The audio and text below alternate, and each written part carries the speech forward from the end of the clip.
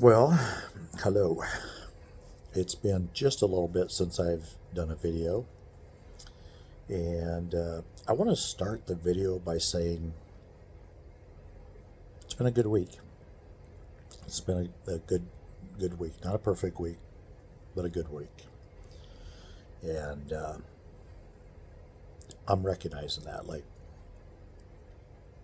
okay, we'll let that aside. And so I don't know what number to say this is because I'd have to go look at my deal, but it will be correct in the title.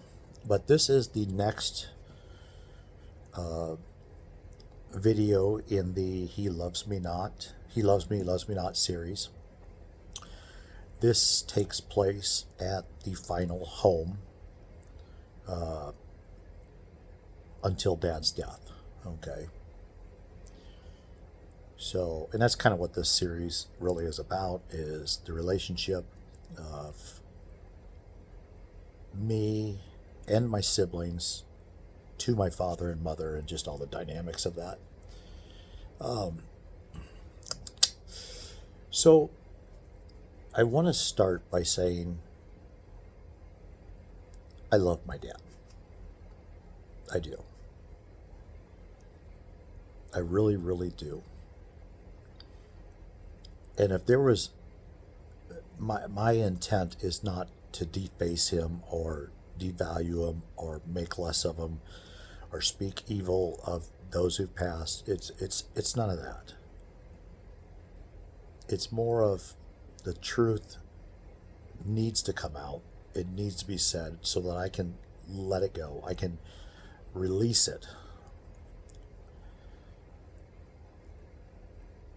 And so I just want to say against it is it's not, if I could do it in a way that didn't do that, I would.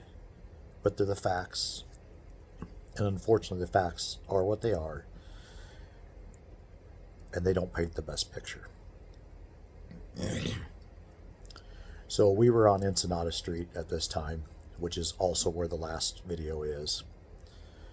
And I actually, of all the houses, if you followed this video, the locations we've lived, this one I'm breaking out into kind of the bad stuff, the trauma. I've done the video already of what would I would say was what I contributed to it.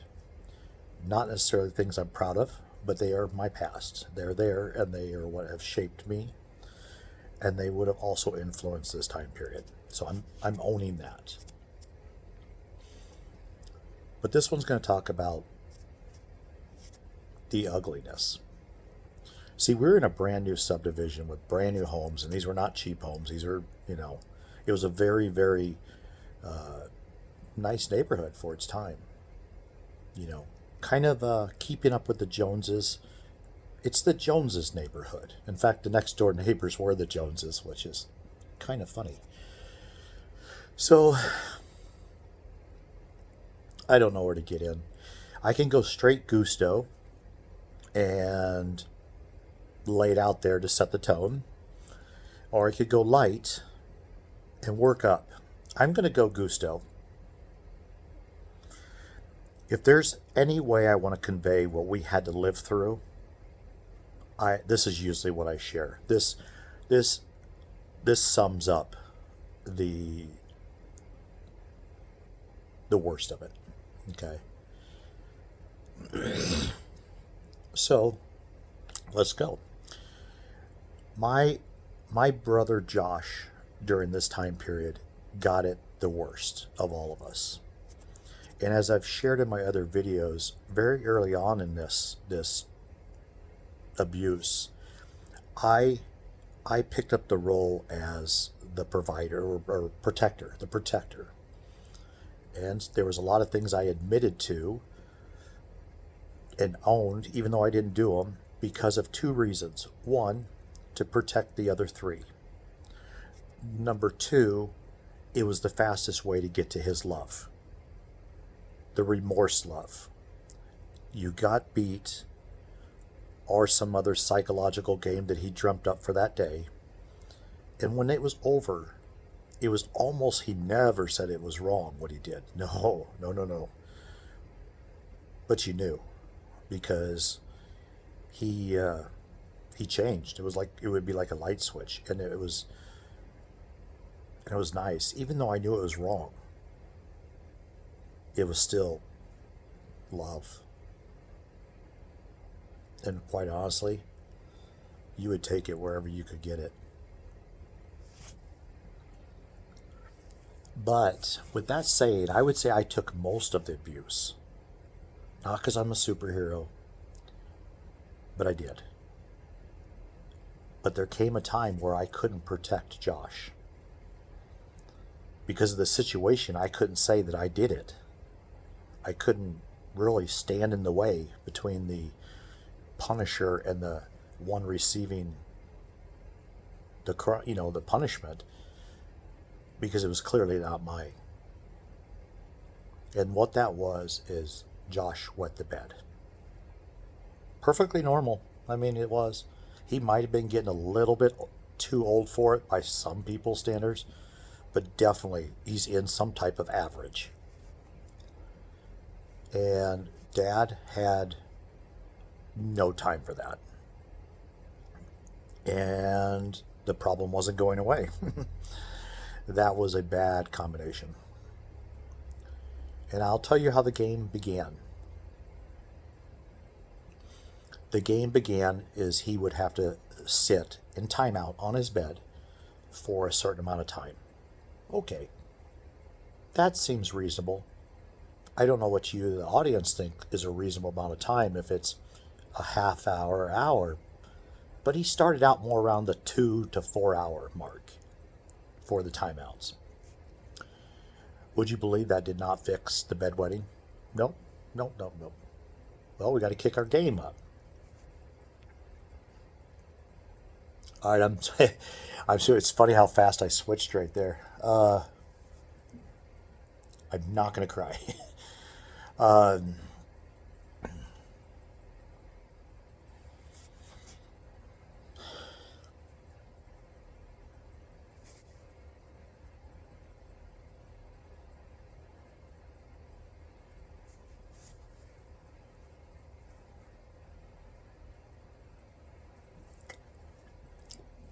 I'm sorry. Oh, I'll get together. I'll get together. I'll get together. It's just as real as it was back then,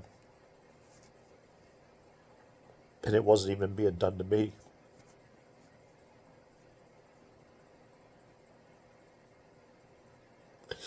But I couldn't protect him.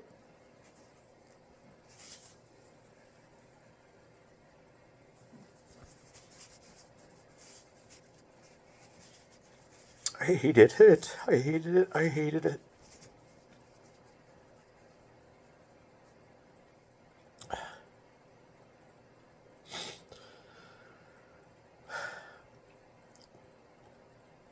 Eventually, the timeouts got longer, and it would be all day for Josh. That obviously still didn't fix the problem of the bedwetting.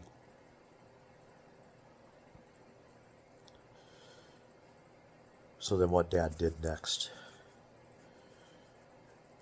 was he made Josh sit on the bed and wear his pissy underwear, the ones he had wet the bed in, on his head with the crotch over his nose and mouth.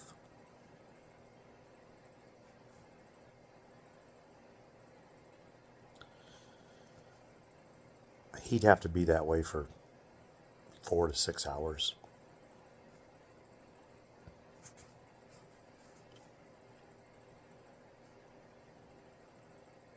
It's fucking unbelievable. It gets worse.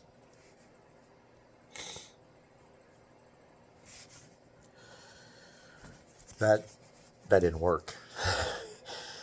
That doesn't solve the problem. I'm sorry I can't go faster with this.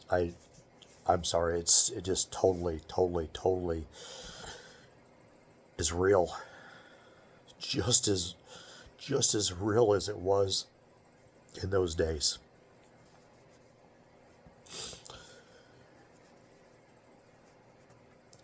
Then Josh would have to spend, he upped the time, so he would spend all day with the underwear on his head, sitting up. He wasn't allowed to lay down. He had to sit up, which is that's hard enough to do for that kind of time anyway. You know, he had to have the right posture. He would check, and then it got so long that he'd bring him a meal in the middle of the day, just some shit, not what we were eating, just something, and he would eat there, pull his underwear up just high enough to put food in his mouth.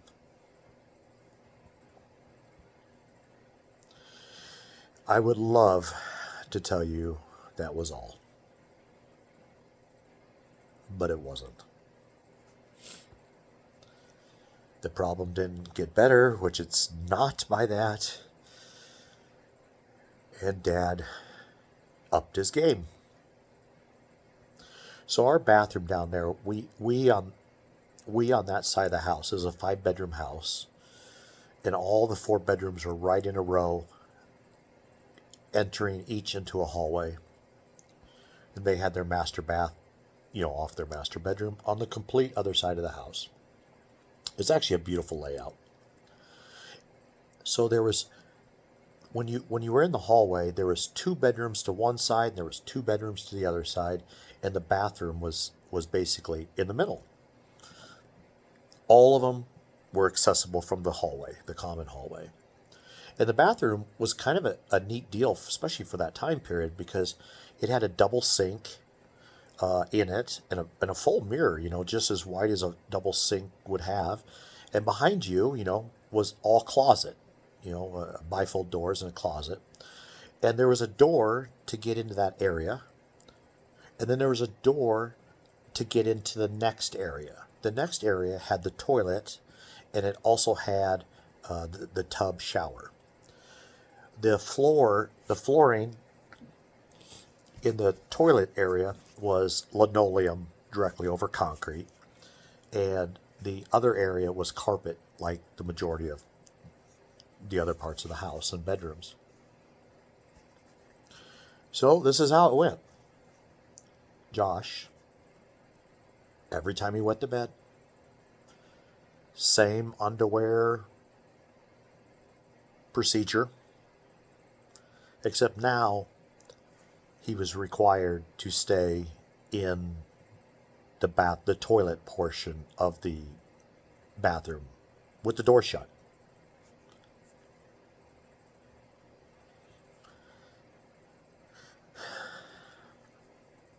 And I don't know if it was the next day, but that sure as hell didn't work. He's crying and everything. I mean, you know what I mean? What the hell? And no one knew on the outside. We knew as kids, but we weren't going to cross him. He was I'm not trying to badmouth, but he was a freaking monster. So we just witnessed, and we kept it private.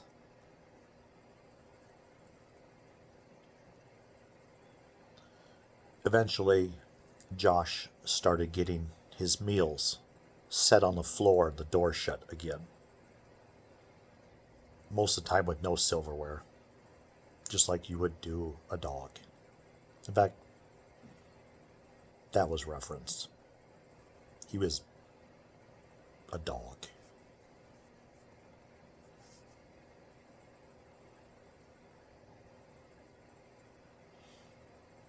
But that fucking asshole took it up another level. And you're like, what could be worse?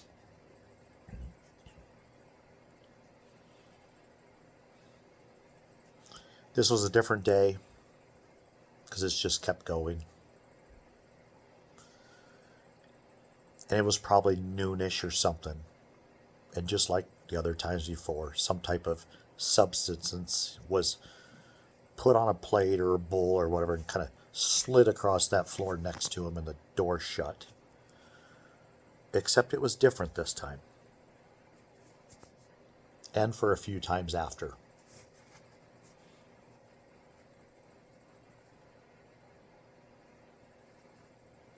Josh, pulling up. He wasn't allowed to take it off to eat. It just the mouth. Whatever. This was the rules. And he had to be by the toilet, basically touching the toilet. He wasn't chained to the toilet, but he had to be right there. Couldn't be over in the corner by the tub, like a dog. I don't ever remember Dad providing any water, or us providing water, or being able to sneak him anything. It was so controlled. But this day changed. This day, when the food was brought to him and he went to eat like he was used to, because it was norm, Dad didn't shut the door. Nope, he left it open and watched him eat. That wasn't good enough.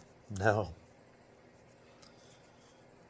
Because this son of a bitch was sick and creative.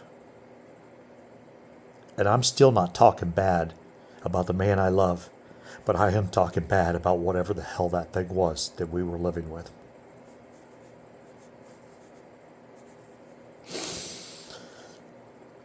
He makes us all come into that first area where the sinks, making sure that we can all see, looking at us, making sure that we're seeing. We had to watch this. He made us watch him eat food like a dog. But even that wasn't enough. No, it wasn't enough. He sat there and he mocked him. He mocked him and called him a dog, and just basically he was a pile of shit. I mean, he just sat there and berated him and bewildered and joked about it. And joked and would turn to us like we were supposed to laugh along with him.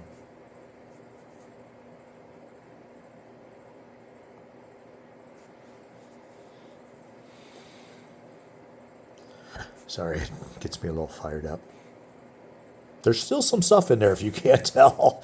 After thousands of hours of counseling and garbage cans full of pills. Probably 2 years total of my life spent in treatment, in-house for this shit. I'd like to tell you,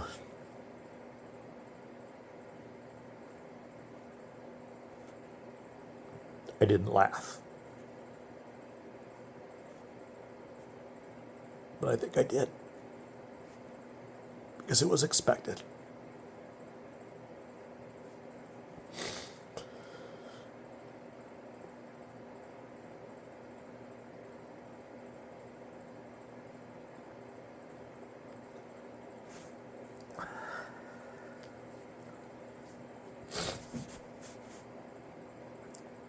Neighborhood kids, parents didn't know.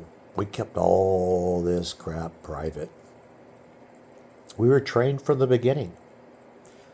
Clean up, zip up, walk through that veil from one world to another.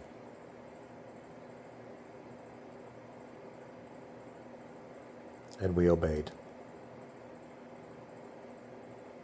Not out of love. Out of fear.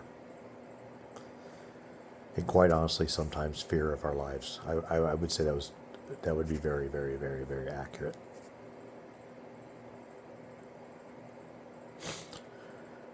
The part that makes me the saddest about this whole story just breaks my heart.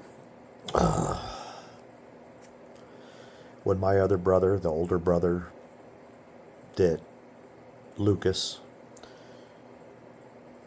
when he passed away a couple years ago, I didn't even know where he was living.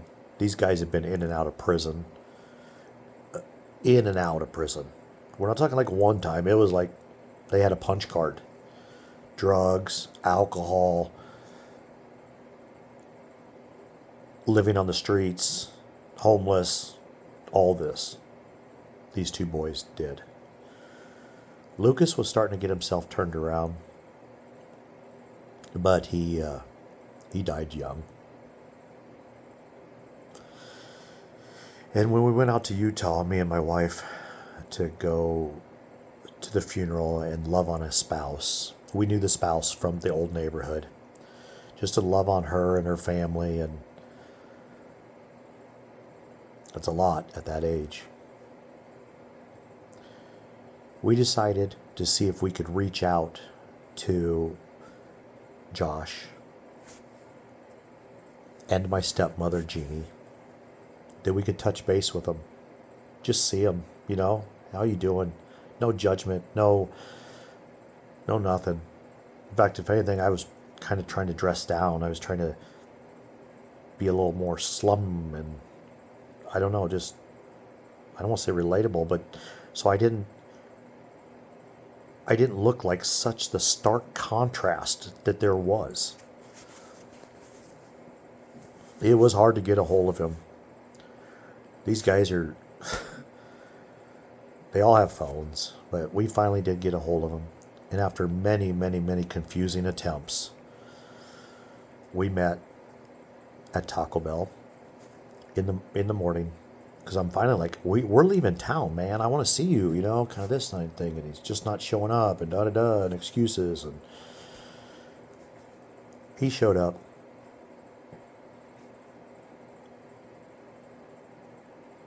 I could tell it was him. Somewhere here. We didn't talk about the past. We kind of just talked about the current. And he's toast, man.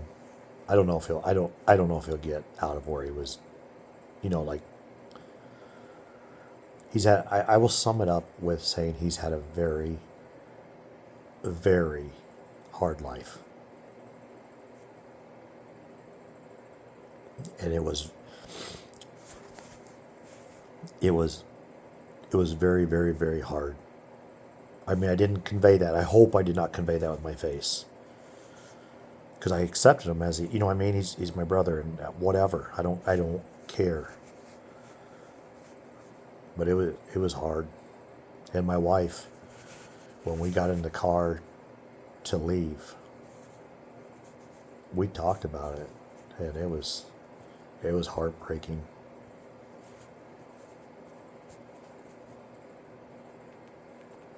That's what the fallout of this is. That's what it did. How are you going to be normal with that? I'm not even normal, and I've had all this counseling. He hasn't had shit.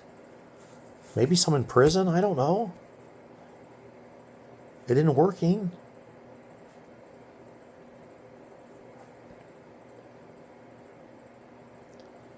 And I will tell you what I feel is the reason that's so sad for me. So my little sister who was in that house, I have rescued her twice from bad situations. Tried to bring her back. Well, I didn't try. I did. I brought her back to Iowa. Set her all up. All this and that. Hell, the one time when she was younger, I don't know what age she was, she didn't even have a driver's license. Nothing. She was so retarded for where she should have been in life. So far, back. So we did that, and we, all these steps to get her up to speed. She wanted. I was not pushing. I had some rules, though. I mean, we weren't going to do drugs. We're not, you know what I mean? We're going to be honest. But when I went to go get her that first time, well, I should tell you, both times failed. And they were both expensive, and they were very time-consuming. They were very stressful. They were, I was a very young man at that time. I might have been 20 years old when I went and rescued her from Arizona. I'm a child rescuing a child. I'm a child with problems rescuing a child who has more problems. Yep, that's what it was. So when I went to go get her in Texas, I didn't know where they lived, but she shared with me because she reached out to me, And I go to pick her up, and of course, it's so weird. It's just, it's like any other drug house. There's like people coming and going, and where you guys, they're going this way and they're going that way, and we're talking about the people who live in the house, not even extra people, just them. It's like it's freaking madness. I'm like, are you ready to go to my sister? And oh, I gotta walk 8 miles to go get a pair of slippers or something. I mean, it's craziness. I mean, I'm just sitting around dumbfounded. I surely don't blend in. I don't belong there. And it was out of my league. And I felt I'm pretty versed. But they're cooking frickin' meth in the house. And so Lucas's little kids' teeth are all rotting out of their mouth. And they're only like 3, maybe 2. There's all these kids in the house. And it's just. And I saw Lucas that time, and he's like, hey, what's up? He remembered, it was kind of like, yeah. And I looked into his eyes. I will never, never forget this. There was nothing there.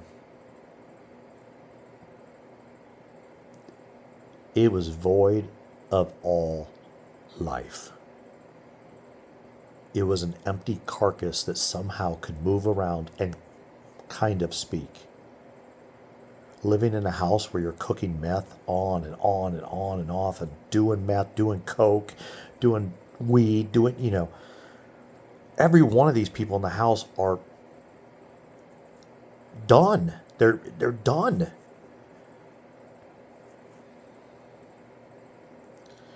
When Janice,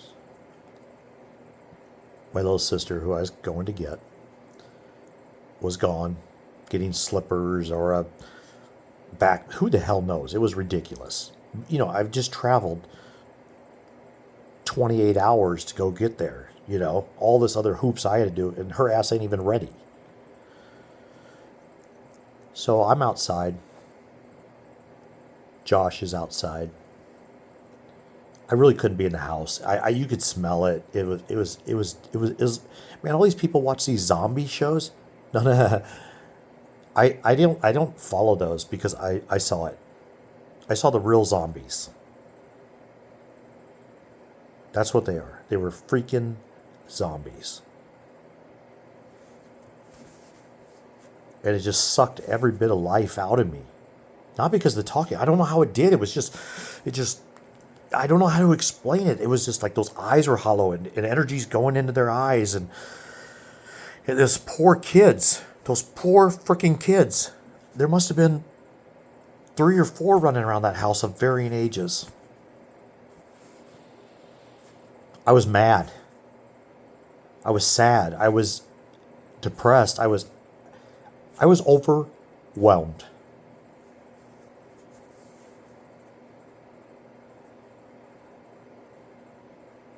I was traumatized by seeing it, and I didn't live in it. To this day, I'm still scarred. I'm not saying terribly scarred, but I'm still scarred from what I saw.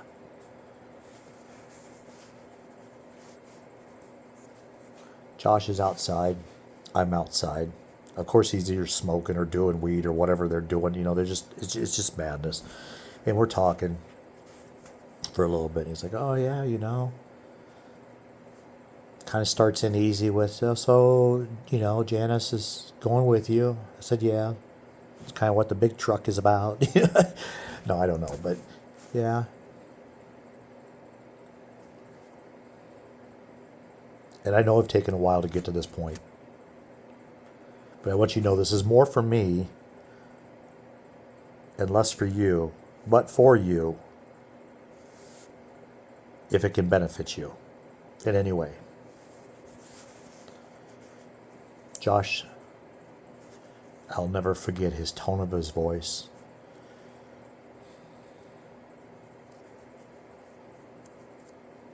And he asked me, "Can I go too?" You don't know from the video, but as soon as I said that, the hairs on my entire body stood up and a chill ran through me. Because in that next moment, I'm so mad at myself for this. I had to make the hardest and probably the wrongest decision I have ever made in my entire life. I told him no. I was a kid. I was self-employed. My wife made biscuits. No, not really, but just barely above minimum wage. You know, maybe. Like, I can't. Because the thing you don't know is I had to take Janice and her stupid ass boyfriend. He was a worthless pile of shit. But that was what I had to do to get her to go. So I'm already taking 2 people into my home. And I'm not Daddy Warbucks. I'm a kid. I'm still completely broken. I'm not trying to justify to you now. I wish I knew how strong I was. I doubted me.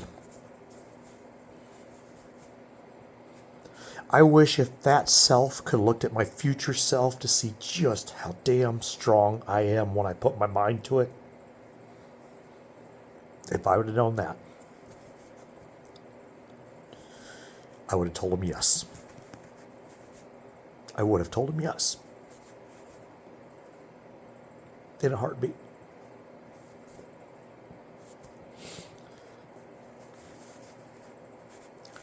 He begged me to take him out of that situation. Begged. And I said, I can't. I wanted to, but I couldn't.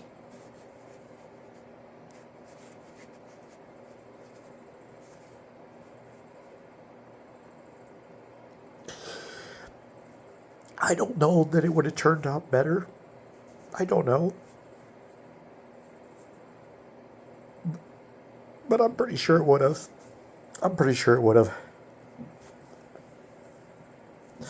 I've said this, and I feel strongly after all this that I've gone through with my sister. I love her. But it was a complete waste of time. And you know what I've said since then? I don't regret it. I picked the wrong kid.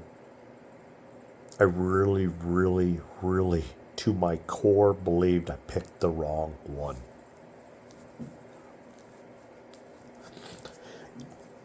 What I should have done. This is future me telling the me in that moment. You know, sticker on me. I'm a banana or avocado. So we're getting sidetracked. I'm absolutely convinced I picked the wrong one. And the reason was I felt his soul and his heart. I saw in his eyes. He wanted it. He wanted it. And I think he would have put in the work. I think he would have tried harder to stay clean. He would have stuck it out.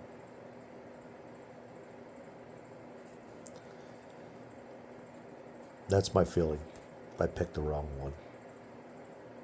And the reason that weighs on me so hard, you may go, well, don't blame yourself, da-da-da-da-da-da.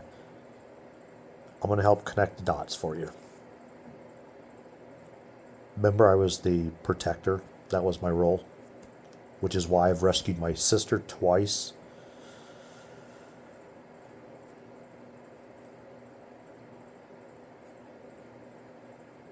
I could not protect him then.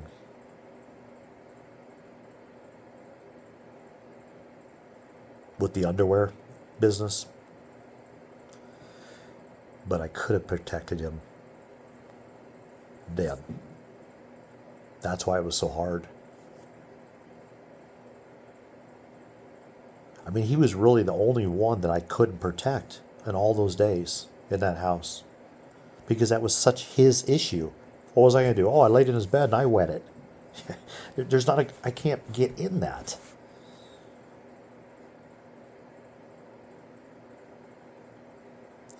I don't know. I think I had some other stuff, but this has been a little heavy on me. I'm fine. I'm fine because this is. But I'm gonna stop this at this. And I want to say once again, and I mean this, I love my father. I've come to peace with all of this. Even if it doesn't sound like it is, that's just the emotion. I'm not saying I'll forget. I've forgiven, absolutely forgiven. I would love to forget. Like, sign me up for that.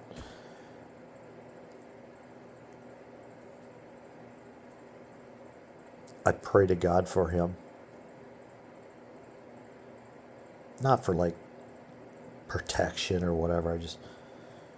But I do pray to God that, hey God, I love my dad. Will you take care of him? Because I know you love him too.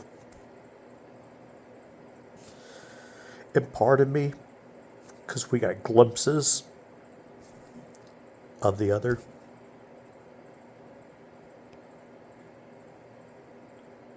I think God can see that too.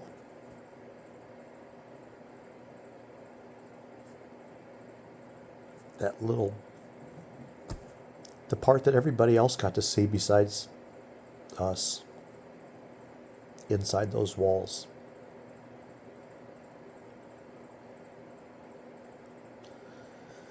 So I'm going to end there. I thank you for your attention to this. I really hope somehow, because they're doing good for me, I hope somehow somebody else can get some benefit for you, or maybe to help you relate with somebody else on this. I don't know. I just hope it's got to have value, right? Because why did we do it otherwise? I'm just trying to make this into something like, can we get good out of this? That's my hope. That's can we get hope out of that ugliness?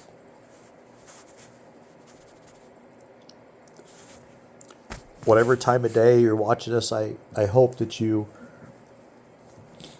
have a good day. And I know this is heavy, and I'm sorry that it's gonna, if you make it through the end, that it's going to weigh you down some too. But in some small way, I feel like if you come up underneath it, that you'll help me carry the load. God bless you.